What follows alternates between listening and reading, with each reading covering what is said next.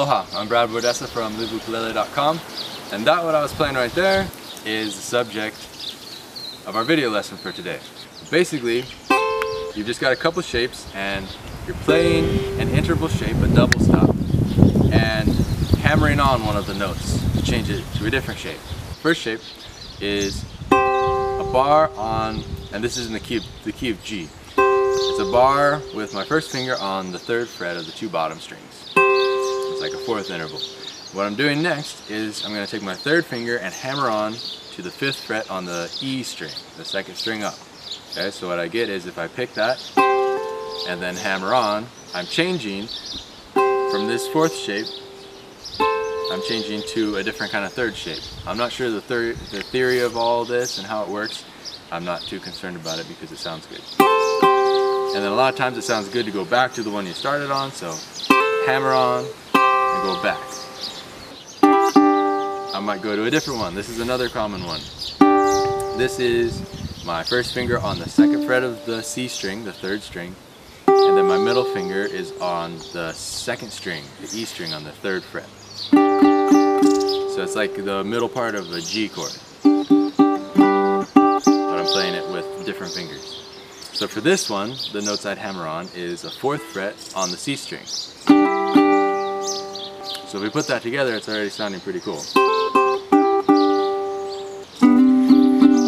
Just for kicks, I think I was throwing in a G where you go 4th fret on the top string, 2nd fret on the C string, and 3rd fret on the E string. It's kind of an F shape if you move it up 2 frets. And then moving it up to a suspended. The suspendeds just sound great over this kind of thing. So G, G suspended, back to G.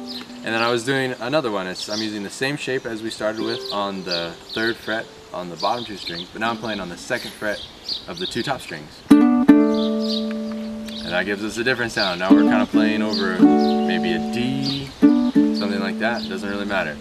And I play the 2 open top strings just to give it a nice one last movement before we go back to the root. And like I said, we're in the key of G, so to finish this, you just play a G chord or some sort of note in G. So altogether you have the 3rd fret on the 2 bottom strings, hammer on up to the 5th fret, and then you have the 2nd fret, 3rd fret on the 2 middle strings, hammer on up to the 4th fret on the C string, and then you could play a G, G suspended back to G, and then we have 2nd fret on the 2 top strings, hammering onto the 4th fret, open 2 top strings, and back to a G. You can play these anywhere. It doesn't have to be in the key of G. It doesn't have to be this little riff. That's one shape you can use all over the place. You can use this one. That one's movable as well. What are some others? You could change the sound by starting on, like this shape here. You could use this 3rd shape where you have the 4th fret and 3rd fret on the C and E strings. First finger on the 3rd fret of the E string, middle finger on the 4th fret of the C string. And you could hammer on the E string now. This one's not quite as groovy sounding, but certainly very usable. And then again on the top strings you can use this shape. Let's play around with that. You can certainly get lots of cool lines out of that one idea. This is just to get you going.